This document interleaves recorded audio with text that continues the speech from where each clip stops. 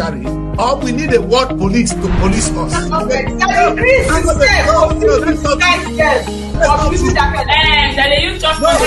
because the activities of our politicians is becoming unbearable. But what is really exciting is the debate surrounding our nation. If we're going to be free, is that we're going to reform the judiciary, or we're going to need external help?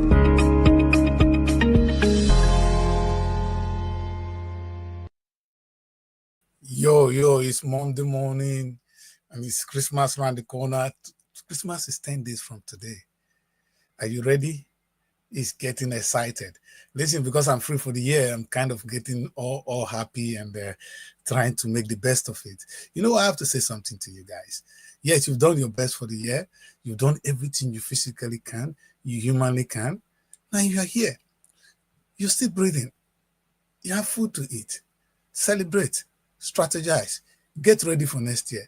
Don't allow next year be the same like this year.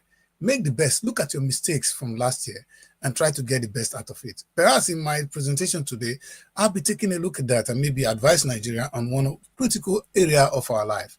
And I'm going to be very specific. In this series this week, I'm going to be focused on different sectors of the Nigerian economy, of different sectors of the Nigerian state, and try to understand if we are truly educated people. I know that's a big word, and now you guys might be insulted, but let me just start by giving you a very big definition of education, and maybe that will help us to let it scroll and let it be on the screen. An educated person is generally defined as someone who has acquired knowledge, skills, and critical thinking abilities through formal and life experience.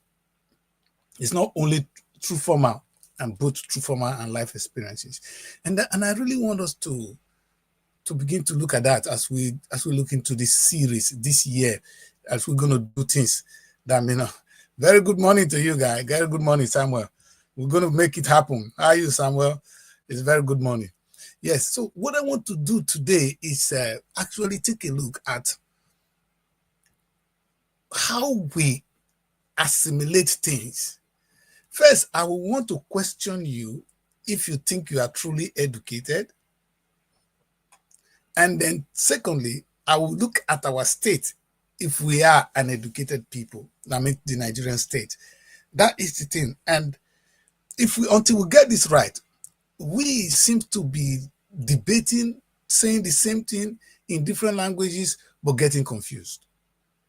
No, all through last week, and what you watch me talk about mostly, or even in my show, is about true governance. And true governance will not come if you don't even understand what is government. What is government to you?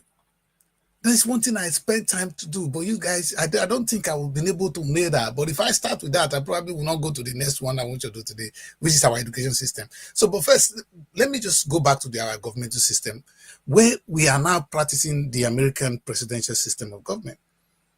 We call it democracy. And I say to them, do you understand the American system of government? Do you know why they call it democracy? What is the democratic element of it that we've taken home? This was the biggest mistake that we have made in Nigeria as a people.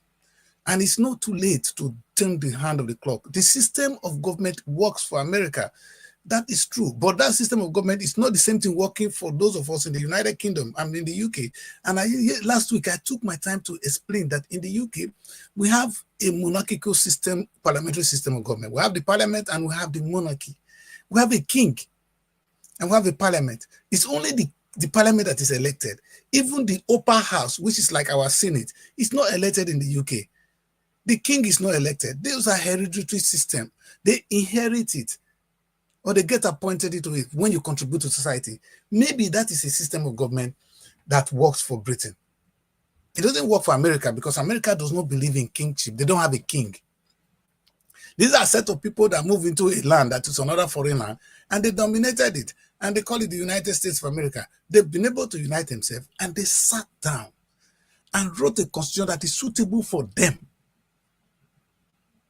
That is suitable for them. And I agree.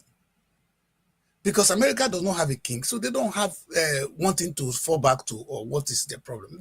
That works for them.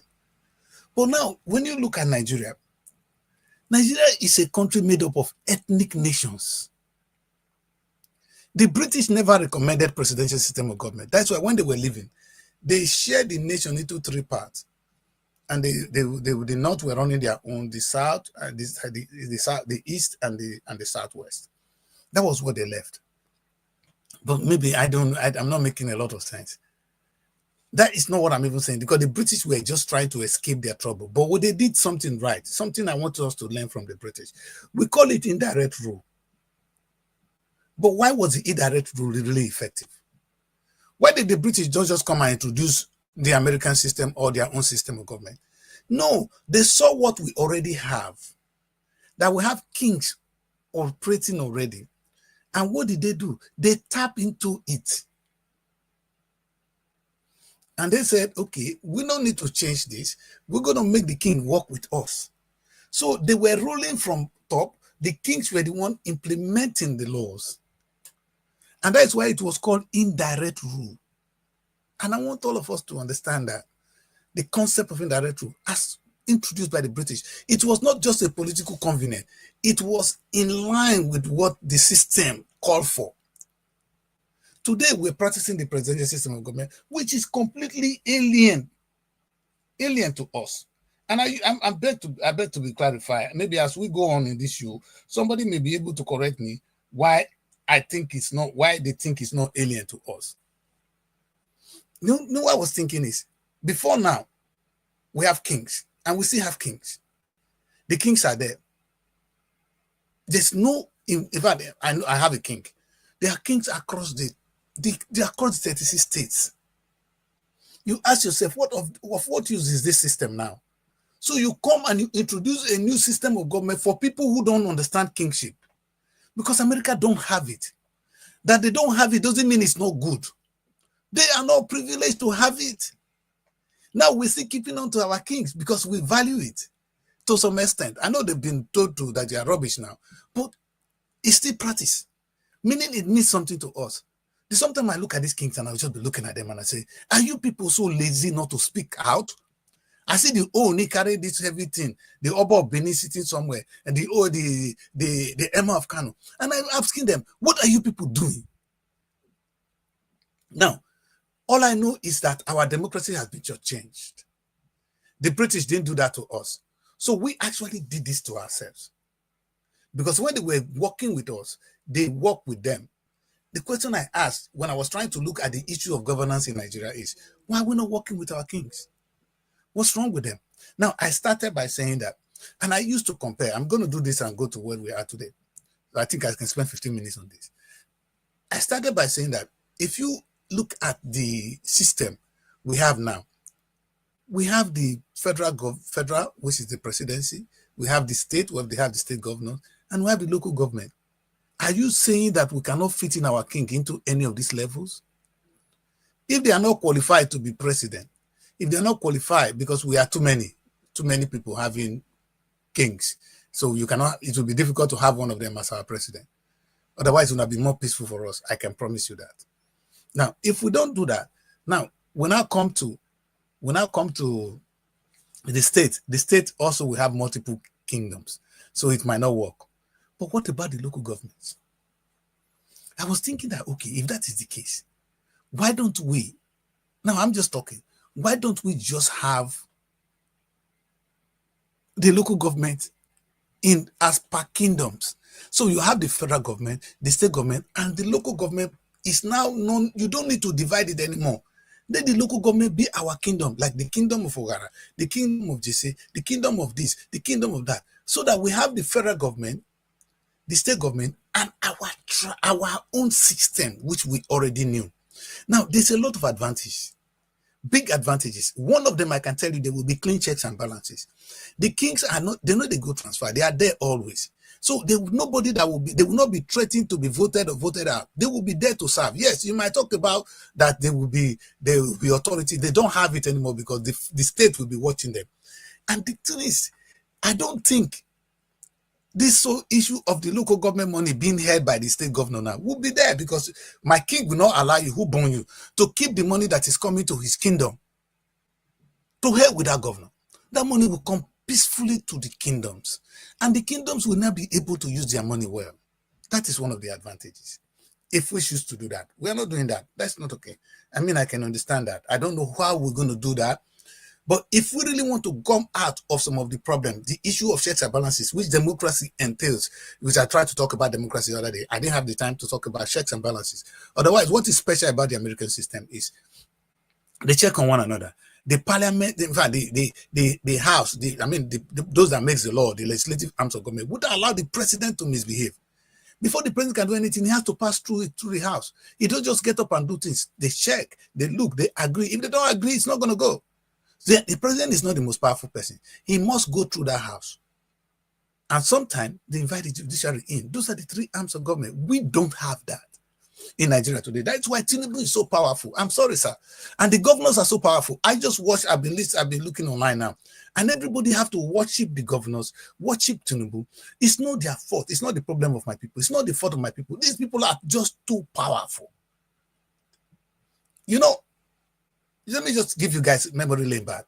In those days, they were changing the speakers of the House in Delta State like rapper because they were not loyal to the governors. Until the governor will pick somebody who is loyal to him. It's always battle. So if you are a speaker, you have to be loyal to the governor to remain in that office. Otherwise, they're going to impeach you. The best speaker we ever have in Delta State, one Victor Osei, he was impeached immediately because it was a threat. He was going to be the next governor. They couldn't stand him. Well, that's not my problem right now. But do you understand? There is no checks and balances. But imagine if we had, I'm proposing a system where the local government are actually run by the kings. There would have been power at least at the local level. And we can control what happened at the local level. So even what happened at the state, if you are misbehaving, you dare not come to my local government because my kingdom will not allow you. The king will have a say. Now, let's take a look at another beautiful aspect of it. Let's say now we have the federal government. And I said to myself, just like in the UK, just come to the UK. We have two arms of the way we have the Senate and the House of Rep and the Senate. That's how we have here in the UK. Now, it is only the House of Rep that is voted for. The Senate is not voted for. Are you with me? Now, this is the beauty of it.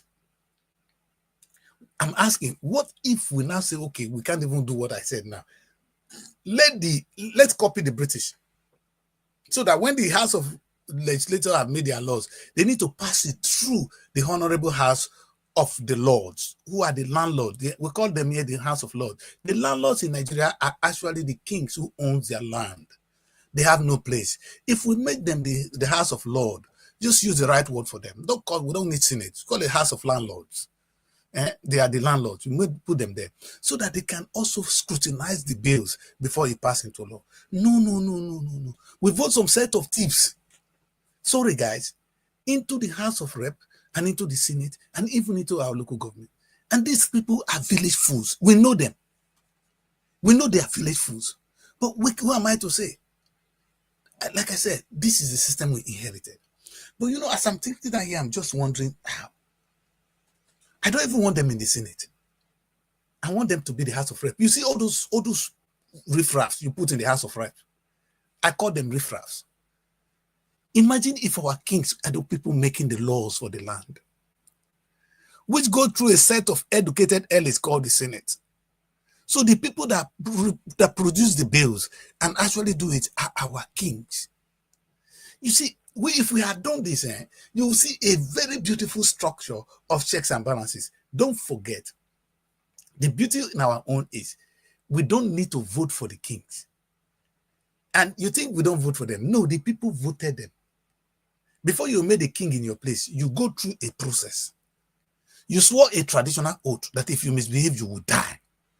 So maybe that is what we need. We have a different culture. You know, yesterday I saw my people.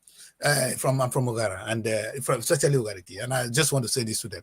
I saw you guys were in the church praying and dancing. I see the chiefs, they were all dancing and praying and dancing. And I said to them, in our traditional house, that's where you turn to church. I'm confused. So what happened to our gods? So our gods are primitive. We're going to discuss that one day. So we don't have a God. You guys are very insultful. You don't know what you guys are doing. Let me remind you people, those of you from Ogara, that those of you, I don't want to say it, and I know they're going to get to this video and they're going to be angry with me, but I'm going to say this to you.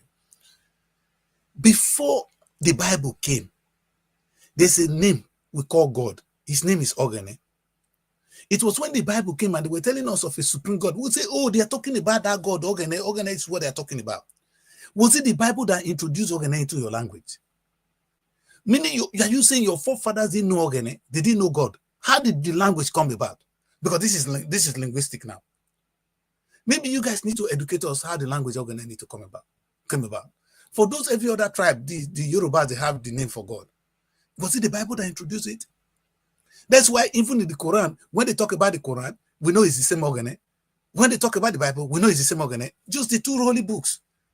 It's Ogene, we're going to call it. If you are reading the Quran, you're not going to call God a different name in my language. You're going to call him Ogene. The same language, my language, you call him. The Christian will call him. It's the same thing. We're insulted with what you're doing now. But I'm not going to debate that today. We're going to look at a religion later.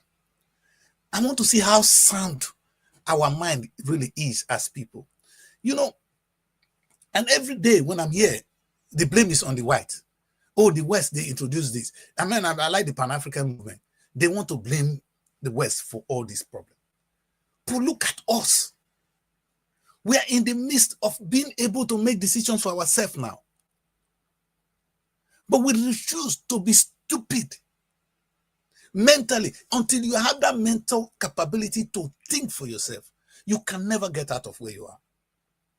Now, like I said, if our kings already selected by the people, by their own people, through our tradition, because there is no constitution that is not drawn from the constitution of the people, from the tradition. The constitution of any land is drawn from the custom and tradition. That is why the British constitution is still not written. They base it on their culture, on their tradition, on their custom. That this is the British custom. They've not changed that. It's now they're slowly putting them into writing. What happened to your own?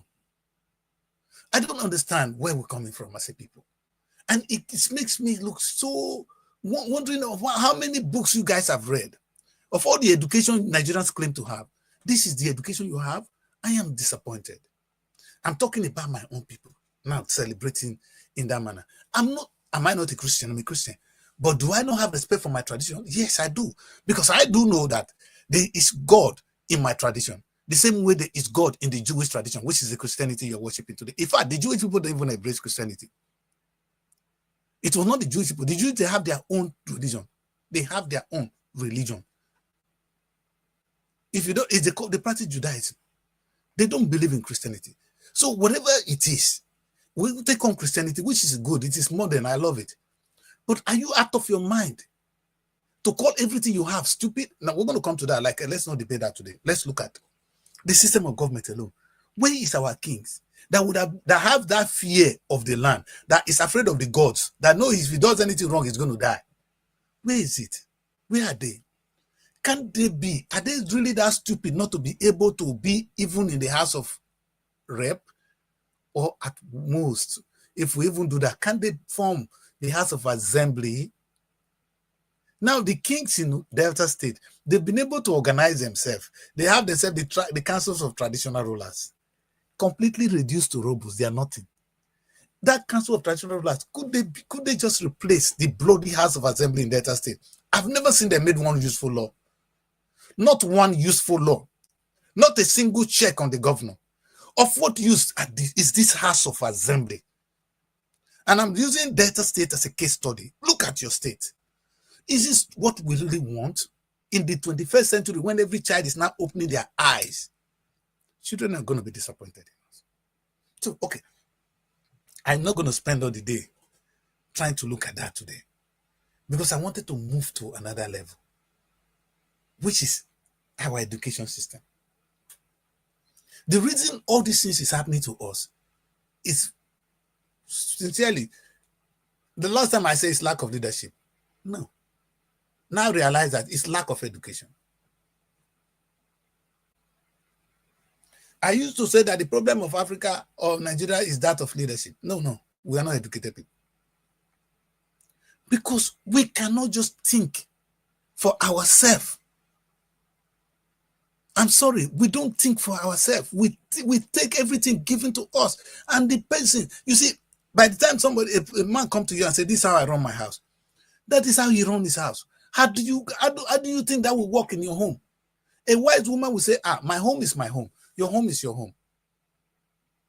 Whatever flaws that is in my husband, I will have to deal with it. He's my husband. I cannot marry your husband. Your husband is your husband. My husband is my husband. I need to think of how to make my home work. And now, are you making your own work? Are you people making Nigeria work? That is the beginning of all this whole thing. Until we have that basic education, that basic understanding. I'm going to spend 2 days on this. Until we have that education that is needed to think for ourselves.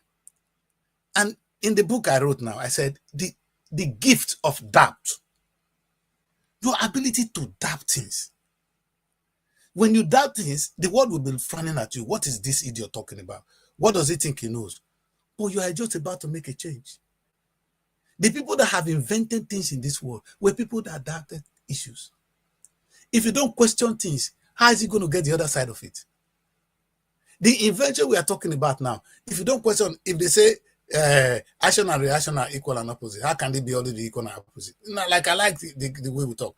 1 + 1 is 2. Why is 1 + 1 2? Have you asked yourself, why is 1 + 1 2? No, let's start from there. The simplest thing they teach us in life as a child is 1 + 1 is 2. But at the Kris always asks, how can 1 + 1 be 2? Is 1 + 1 always 2? 1 + 1 is not always 2. Because this is 1 and this is 1. Let me put this. This could be 2. Are they 2? They're 2 different 2. Different 1, different 1. So there are conditions where 1 + 1 is 2. And if you group them together, things belonging to that Kris, then 1 + 1 is 2. But on a good day, these two don't look alike. So this 1 + 1 is not 2. This is my cup of tea anyway. I always do it in the morning, and this is my phone. So they are all mine. So in a way, you can say, yes, 1 + 1 is 2. If they in my Kris property. But otherwise, a cup of tea and a mobile phone, they are 2 different items. They don't make 2. You're going to bring another mobile phone to say 1 + 1 is 2. What I'm trying to say is that at a point in time, we need to question everything in front of us. And when we do that, we are actually using what God has given to us. God did not create a stupid being. He created human beings. In fact, the most intelligent set of beings ever created is human beings. That's why we can take control of the earth. We are not the strongest. An animal can devour us with speed, but we have the ability to defeat them because we have the cognitive ability to do things. That's why, in my definition of an educated person, is a person that has acquired a knowledge, skills, most importantly, critical thinking. When we use the word critical thinking is not even enough. You find that when you can critically think well, and it is not in tune with morals, you're lost. Yes, I can think well, critically quick things, and you are no morals, which is the natural morals, which is the law of God. At the end of the day, it goes down to that God, which you are telling you don't believe. So you think I don't believe in God? I believe in God, because the only way you can be an educated person is your critical thinking is in tune with being humane. If I'm a critical thinker and I don't have respect for the other human being, I can kill the other person with pleasure, then I'm not a critical thinker. Critical thinking will be jet towards a purpose, which is the end result of it. But that is a little bit too deep right now. I know it's difficult to pursue what I'm saying and put it in your head. You don't need to do that. You're not here in the class. You're here to enjoy this morning. So let's just take a look at a very important aspect of our life, which is missing. And today I said, let me do it because maybe it's time that we really need to look at this. I can look at our education system, at our political system that has failed. Today, I wanted to look at 2 things. I want to look at our education system. It's different from being educated people. And about us, the question I ask is, are you educated? That is different from the Nigerian education system. Because we are not educated, our education system has failed us. Our political system has failed us. So now I'm thinking, how do we get there? Because without the right education, we cannot even fix our education system. We cannot fix our political system. We can't fix our Greek.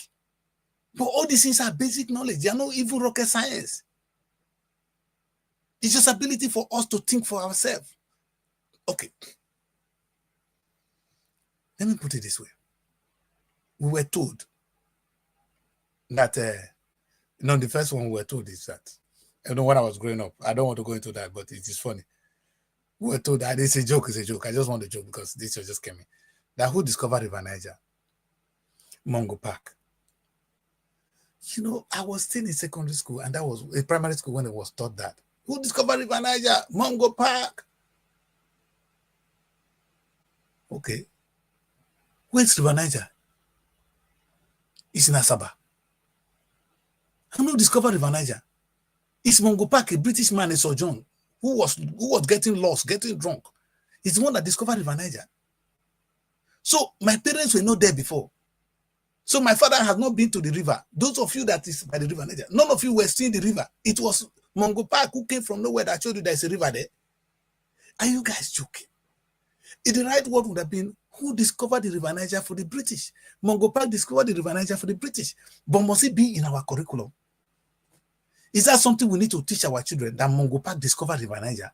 Teaching a Nigerian child. The history would have been, there was a time a man called Mungo Park came and he said through River Niger, through our river here. He came to us through River Niger. But that he discovered River Niger, and now you are teaching your children that the person that discovered River Niger is Mungo Park. That is the beginning of the failure. That's a little understanding of what I'm trying to say. It has failed. We have no, and now a child that is taught that will grow up thinking it's a rote learning. Who discovered River Niger? Mungo Park. Who discovered River Niger? Mungo Park. Okay, that's a simple one. Let me put another one. No, I'm a trained teacher. So I went through the Nigerian Certificate of Education. And when I was there, one of the most interesting things I find out is that you are taught to teach children. And at that level, I didn't have ability to think for myself. So it was what I was taught that I'm going to go and teach. And now I realize that if I had gone to a classroom to teach, I'll be teaching nonsense. Because I don't have the critical thinking to question some of the things I'm going to pass on to the kids now. Let me make it simple. As I was in that school, we were introduced, because Baswafuwa came up with the 6334 system of government. I think a system of education. I think that's what you guys still practice now.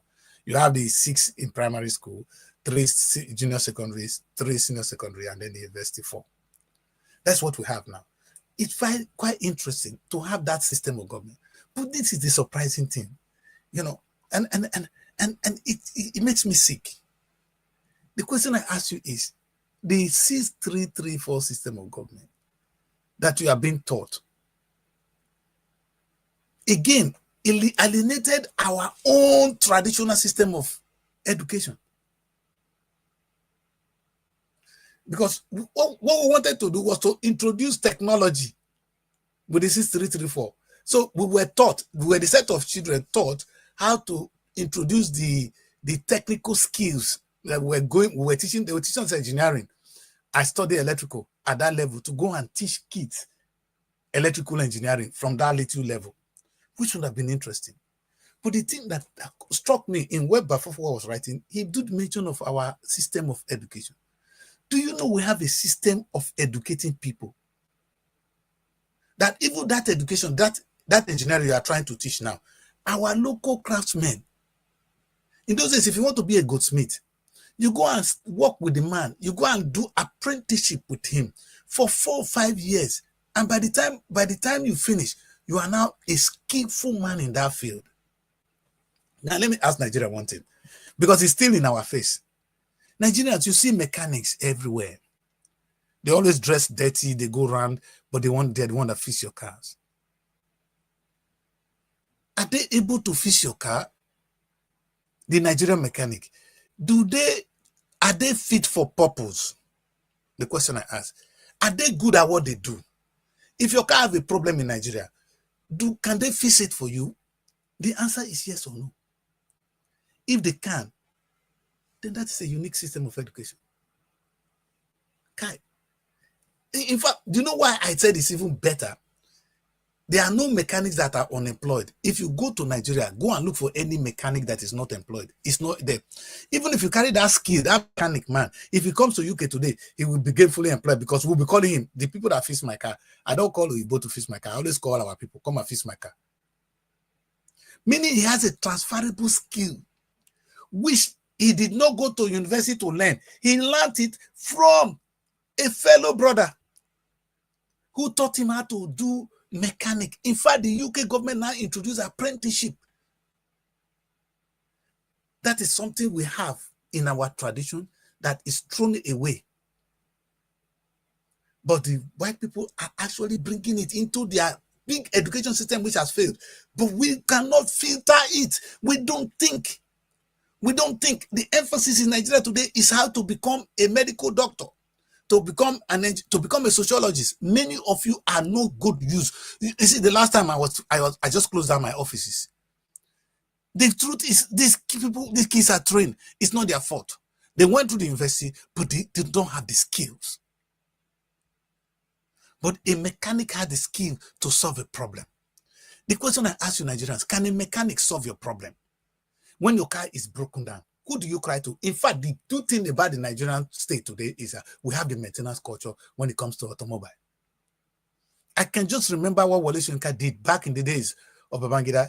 Wole Soyinka did a wonderful documentary talking about how we're bringing in Belgian cars and how we now become expert in fixing the Belgian car. The same car they brought from Belgium. By the time our boys finish with it, you won't know it.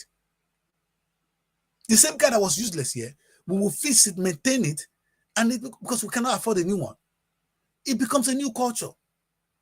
The mechanics were the one doing it. Yet you did not recognize that system of education. Are we not stupid people?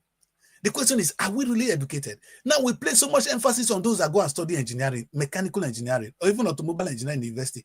They are completely useless. They probably, in the course of their 5 years in the school, they don't even know how to turn the spinner. They don't even know how to use a lift machine. They don't understand anything about the vehicle. They just taught them some rubbish, which is applicable here. It's not only Nigeria that is having that problem. That is why nobody wants to become a mechanic that fits your car here, that goes and study it in the university. The university education does not equip you to be on the street to fix cars. And if they do, it's going to be well prepared to do so, sir. Now, I'm wondering if Nigeria cannot see anything good in being a mechanic, and give credit to the institution that produces mechanic, which is one of the most effective, I'm using an example now, the most effective ways of doing things, of fixing cars in Nigeria, then we have a problem, because all of us will have cars. It's the only way we move from one place to the other. And our only unique system, the people that fix our cars, the way we used to, now the people that fix them is the mechanics. Now, how do we train this mechanic? Do you look at yourself? How do they get their training? It's through informal setting. Why is it informal? Why is it not formal? The same way we make our traditional rulers informal. That's exactly what we did to the mechanic. We made it informal. Big is a very bad name. You speak big English, you stupid man. Whereas you can solve no problem in society. The only man that solves problem is actually the mechanic. You don't solve a single problem. You are just a thief. Our traditional rulers are busy solving problems, community problems on a daily basis. The stupid man in the Senate has not solved one single problem other than to collect government money and spend it. And then you clap for him. What society do we have? We are in trouble. And it boils down to one thing, being an educated man. Are you educated, Nigerians? Are we truly educated people? If you look at me today, strolling on the board is, an educated person is generally defined as someone who has acquired knowledge. The mechanic has skill. He has critical thinking. In fact, they are the one now. You forget that what mechanic are not doing. They don't go through formal school, but they go through formal training and life experiences. That is who a mechanic is. You that study mechanical engineering, do you have it? What critical thinking do you have that you're going to speak big grammar now that and the grammar is not even your language? We are lost. And as we begin to blame the white people for this, I'm asking ourselves, is the white man fault? Are they at fault here? You said they should leave, they left. So we cannot sit down and restructure our education system to be meaningful. No. Me and you, we couldn't sit down and say this is the education for the white people here, for the British people. They tailor their schools to meet their needs. I'm coming to that. That's where I'm going to end up. The university education, which I'm going to bring the images to you today, is tailored to meet the needs of the people. So, but to understand that first, is these kids now, you're probably teaching them how to become mechanical engineers. If these people study mechanical engineering, I promise you they will not fix your car. They don't have the skill to fix your car. The man that fixes your car is the mechanic on the streets of Lagos, on the streets of Abuja. You know, let me bring them their images, mechanics in Nigeria. You understand? I don't even know whether they will call them mechanic because it's our language for them. But they will not become mechanic. Oh, they are. Nice. Look at this young man. Look at this. In fact, I'm excited, you know. Let me share this image with you. You see, the truth is, the person that will fix your car is not the person that went to that school. It's this young man that's going to fix your car. Let's see. Look at it. Now, the question I ask is, what priority do we place to this kind of education and this one? And which one is actually solving our problem? This is where it starts. The question is, what is the essence of education? Then let me ask you again. This is the formal training now. But until we have this thinking that I'm talking about now, we will not be able to reform this. We will not be able to reform our political system. Because I'm not asking questions, where is our king? Why are we throwing them away? How can the British have their own king and they still cherish it and they work for them and we don't have it? America is not a system of government. They don't have kingdoms. Why would I copy American system? We have a kingdom with different setting. The question is, are you people thinking for yourself? Now, look at this. We place so much emphasis on this kind of education. Look at them. They are feeling some fight people well dressed. Look at this. This boy is not well dressed. He's probably a mechanic. There's a name for him. He's a mechanic. He's a nobody. You see, he's a nobody. Nobody wants to do this. Oh, I love this man. Man, God bless the mechanics in Nigeria. Thank you for making us proud, young people. You know, and this now makes me wonder who is more useful to the society. I'm asking, who is more useful? These guys or this one that is going to be well dressed now? I'm happy to burst your bubbles. These guys are useless to the society today. These ones are useless to the society today, not because of their fault, not just because it's their fault, because we give them the wrong training. And they come out useless. Have you seen the Nigerian graduates? Have you seen the number of people going through the NYSC? Just go and watch them. That even the NYSC kids, they cannot fit into any place in society. You know what the federal government do with them? They send them to private schools to go and teach. Go and ask the children doing NYSC now. There's no place for them. Because they are not, if they have the skills, people will use them. It's not the fault of these kids. In fact, Nigerians have ended up producing, we normally call them thieves and murderers. You're producing thieves and murderers. And when I use the word, sorry guys, you're not thieves and murderers. I don't mean it in that context. But the system does not produce the right people with the right mentality, with the right definition of an educated person. You come out of that place without the right knowledge, without the skill, without the critical thinking. You only went through a formal schooling, no life experience. What am I going to do with you? What can we do with you? Nothing. And this is the education we cherish. Yeah. Oh, no. Listen. No, listen. We're gonna do this today. And I think I should go back. We should go back and front in Nigeria in this one. Listen. We need to do that. We need to do this. Have you seen this? Okay, let me just bring these images of these guys. This again, I just want to play with this today because I have the whole time to go online and do this. I'm sorry I didn't get prepared that much because I never knew I'm going to spend time going back and front like this. Okay, good. You see, the same way now, I ask you to be honest, who are the people doing more job for us in our community? Now, if I bring another king, my people will kill me. So let me just go far and bring a king from afar, because if I bring okay, let me have them here. There's traditional rulers here. Good. Now, I'm going to do one thing. Oh, no, don't do that to me. Don't do that to me, people. I like that image.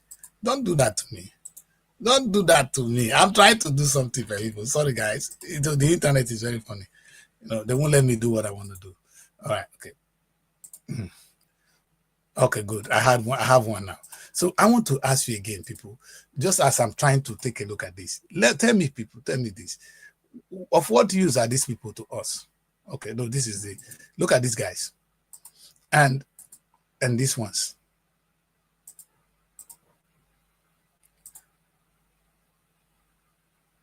Now, this is the education I'm talking about. I'm only looking at two aspects today. And I'm using only two people to solve it. We have the people that went to the Nigerian universities. These young kids, they are our children. So there's no point. You cannot be discriminating your kids. Or have they been able to fix your car? When your car have a problem, do you call on them? Or who do you call on? So who solve your immediate problem as a society? The mechanics. The welders on the street. They didn't go through the university. They didn't wear that thing.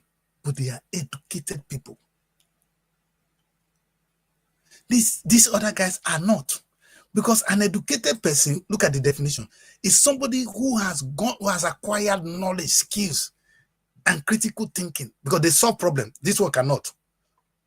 If it's not, you go and consult book. But this case, we know, oh, this might be. The moment he hears something, he can fault it. He will diagnose it. Thinking. He has the critical thinking. Now, because we didn't give them emphasis, we didn't give them the writing, we didn't give them the normal theoretical work, they cannot do it all. It's our fault. All right. The same way now I look at look at them. These are just set of people called senators. In fact, there's another name for them, the thieves. And then we have the traditional rulers. And I'm asking myself, maybe I'm just too stupid to understand this. What is it that these people have that this traditional ruler does not have? My question is, why are these people not the senators? Do you know these guys, they don't have jobs. They just been made king in their villages, in their kingdom, and they remain there. There's no job for them. Can these guys be senators? Can they be senators? So, I was listening to this Olu of Wari. I'm really not very, because I'm an Robo man, we're going to fight. They don't agree much, but I don't fight for that. This guy was making a speech on the day of his coronation. My man was like, are you serious? Do we have kids like this? Sorry, it's now Your Majesty. I was shocked. What is it that is in this dead hollow-headed people that they don't have? Now, funny enough, the Emir of Sokoto, Sanusi, is a brain. Nobody can take it from him. Let me take that first. Oh my God. OMG. I am just going to be laughing. Who can say Sanusi is not an intelligent man? He was a former CBN governor, now a king. Is he not qualified to be in the Senate? Now, I am wondering, what makes this set of Malu better, this set of thieves better than these people? Who taught us? Now, the reason I'm telling you this is that the House of Lords in England is made up of landlords. That's why they call them House of Lords. They were the landowners in those days. They are the people that come to form the House of Lords. They are the equivalent of our senators. Now, our kings are who? equivalent of nobody. We copy the system that means nothing to us. In the same way, the mechanics that solve our problem is meaningless compared to this one that go to school and carry some papers. Maybe these children now, they teach them how to steal. Because they've been taught they're an educated person, so you can do that. Whether the education they've been taught, what kind of problem they can solve is not the issue. Have you seen a Nigerian graduate today? I just closed down all my offices in Nigeria. You just don't have the child who can think smart. Sorry, they don't have it. And it's not their fault.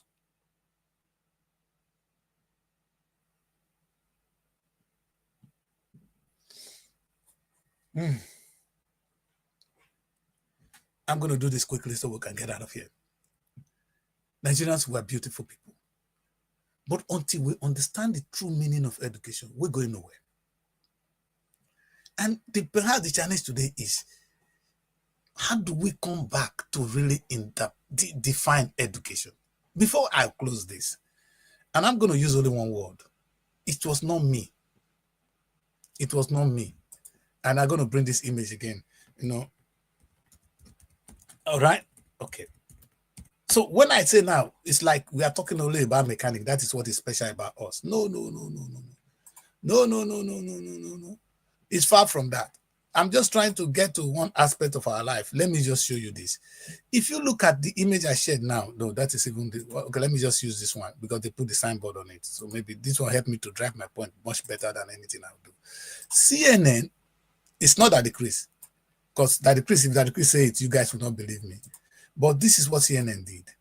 CNN went to Nigeria, and after intensive studies, which nobody, I don't wonder whether you guys have done research on it. Those of you in the university doing researches. CNN came to Nigeria and they confess, not the Alaba international market, not just the market. They went there and they did an intensive study. And they came out to tell us that the highest incubator of successful businesses worldwide, oh my God, listen, I'm excited. That the highest incubator of successful businesses worldwide is coming from the Alaba International Apprenticeship System. That is a big word. We're not talking of in Nigeria, not in Africa, not in this rest of the hemisphere, in the whole world, that the most successful incubator. When you say incubate, that is you breed, to give birth. When you begin to produce new businesses, that the highest incubator, the highest producers of small businesses worldwide is the Alaba International System. Now, this is not the Oyibo International System. This is Alaba International System. I don't think it's only the Igbo that even practice it. I think it's everywhere in Nigeria. But let's give the Igbo man the credit here. What the Igbo man will do is, he has a business. A child that is about 10, 20, 15 will now go and serve him for 7 years or 5 years. He will work for him. He will serve him. In the process, he will teach him. As he's serving, he's learning how to do the same trade that the big master is doing. After some time, they will give him some small thing to set up his own. The CNN, now I don't want to use CNN now, the world has come to say that is the best model. There's no other way to say it's the best. That's the best model of training people who want to go into businesses, small businesses. What have we done with it? No. I see many of you. How many of you carry business administration? In fact, when you finish your stupid first degree now, you go and do masters in business admin. Have MBA, masters in business admin. You're a stupid man. Your parents have taught you stupidity, and that is what you are. Sorry, my English now. I know. Sometimes I just give them some bad word, they will disappear. But this is who you are. We are a generation of waste.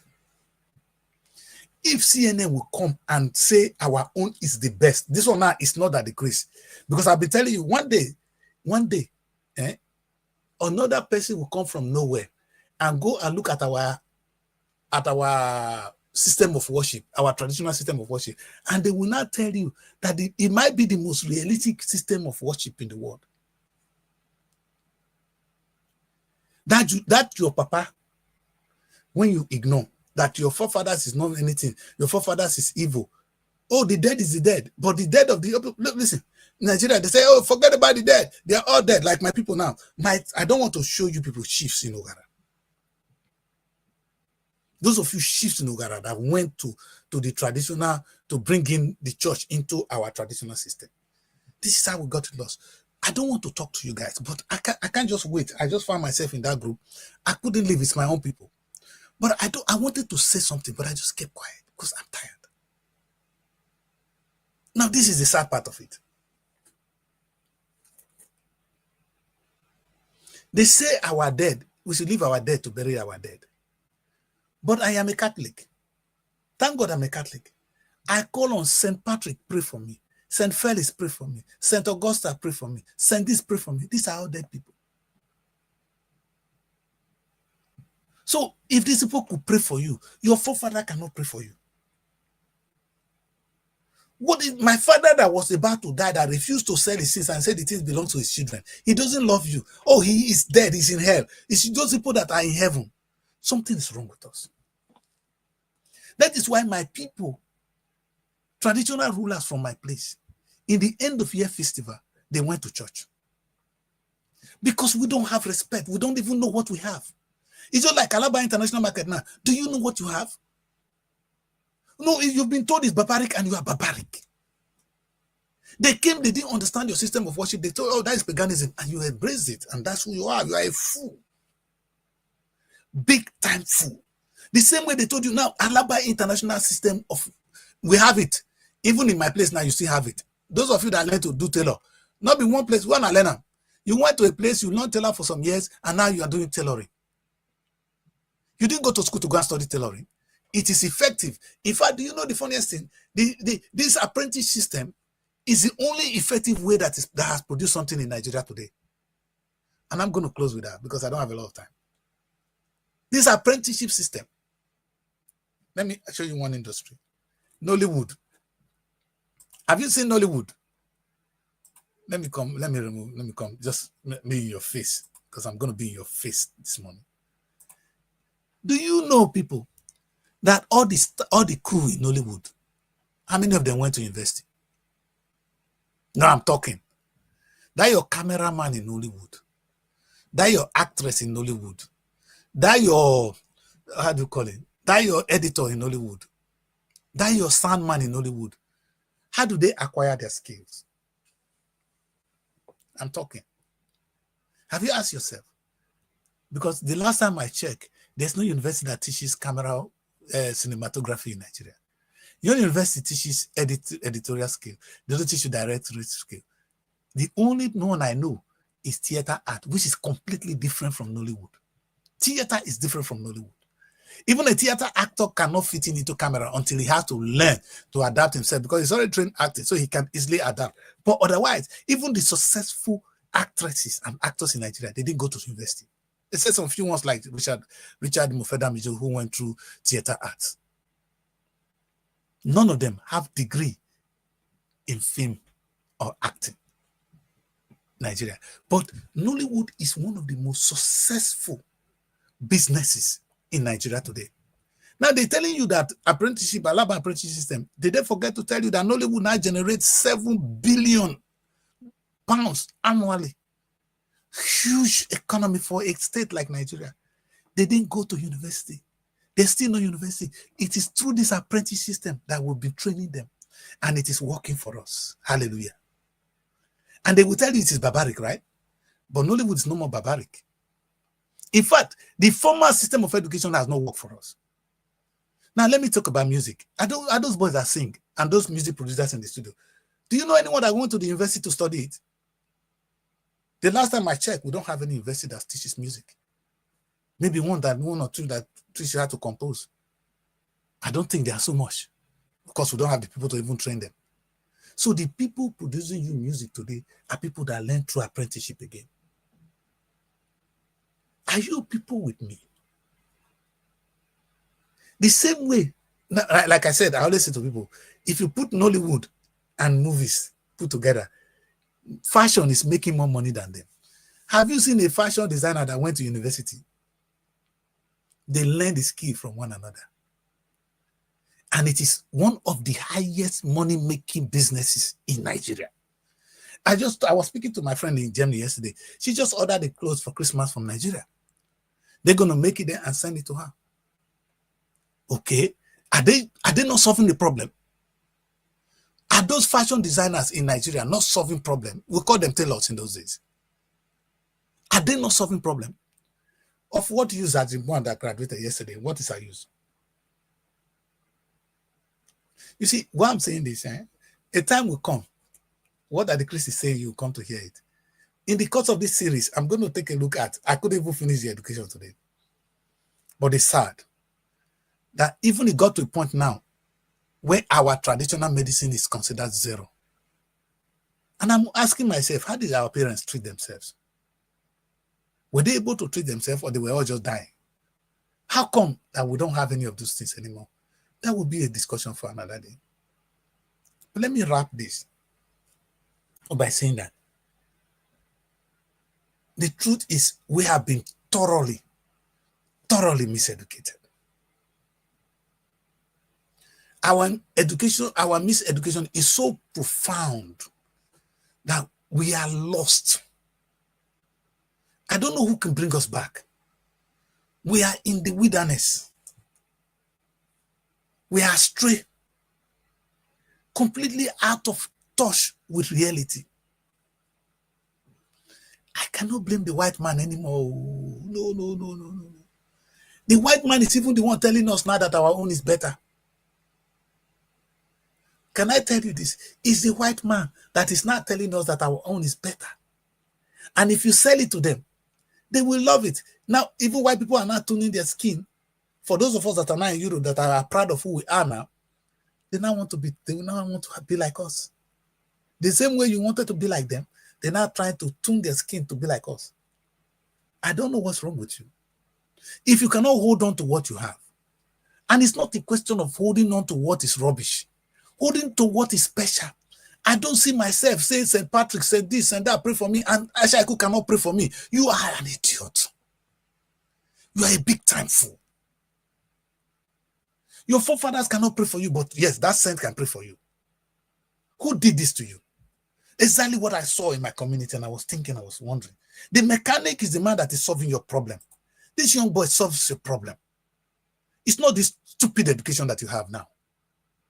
And the question I want to ask them now is, let me not say this. Tomorrow, we're going to look at our education structure. If you don't understand what I'm saying, let me end up by saying what I usually say. All this Nigerian University of Abuja, University Ahmadu Bello University, this is Unilag, and then this is UNN. All these universities, they all have department for theater arts.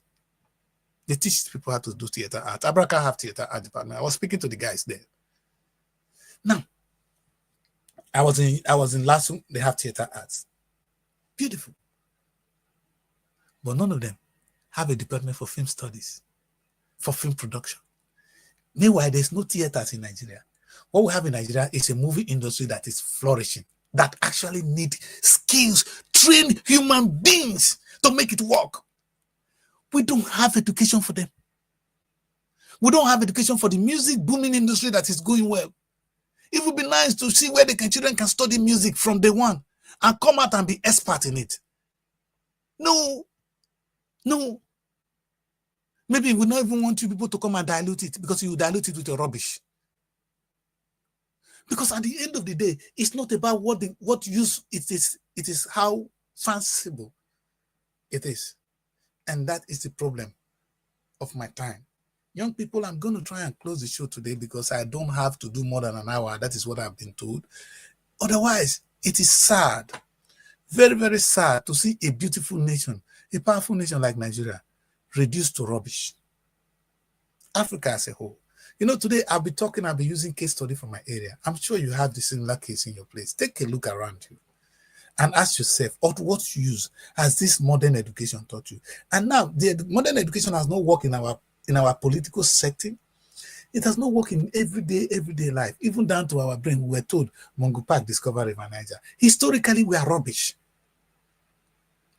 Do I need to say it better than it is? The truth is what it is.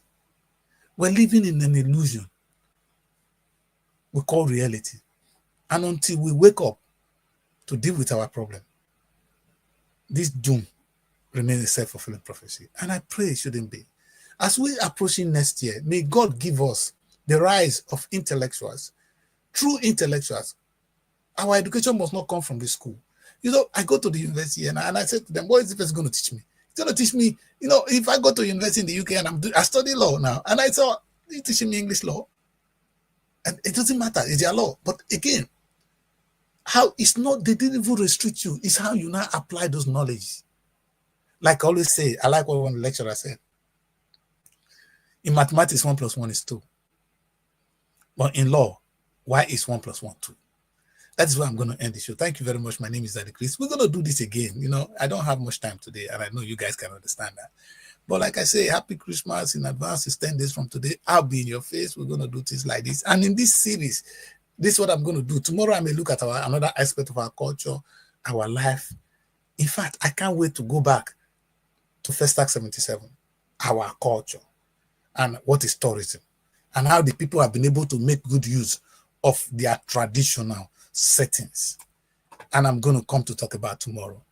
Do you know what the British have done with their kingship? They've done very well with it. Our own have been reduced to rubbles. In terms of tourism, Buckingham Palace is making money for the United Kingdom. But these kings are there. Like what? I don't want to use the word for them. Thank you very much, Royal Fighters. Get up from where you are and be who you're supposed to be in society. Thank you very much. That's why I'm going to end the show. My name is Daddy Kris, and this is the African Resonance Television. I'm reaching you from London. Bye for now. Find your sanctuary in the heart of the city. Live the life you deserve in an exquisite apartment. SRTV Luxury Shortlet Apartment, Lagos, is a place where your comfort is rest assured. Welcome to SRTV Shortlet Apartment, part of the prestigious SRTV Real Estate family. Why choose us? Prime location, nestled in the heart of Lagos, close to key attractions, business hubs, and vibrant nightlife. Modern interiors, fully furnished, stylish apartments designed to provide the ultimate comfort. Luxury redefined, vacation perfected. 24/7 security. Enjoy peace of mind with round-the-clock security and CCTV surveillance. Top-notch amenities, high-speed Wi-Fi, smart TV, air conditioning, fully equipped kitchen, and lots more. Perfect for business travelers, family vacations, romantic getaways, special events, and more. Book your stay today and experience Lagos like never before. Call +234 8143 582856 or +447 4388 93190, or email us at realestate@superiorradiotelevision.com. SRTV Shortlet Apartment, where comfort meets luxury.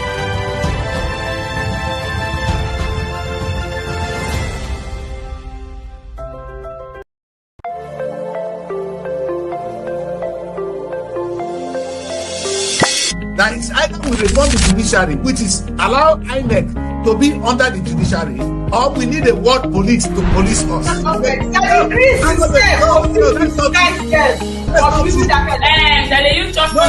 Because the activities of our politicians is becoming unbearable. But what is really exciting is the debate surrounding our nation. We're going to be free. It's either we're going to reform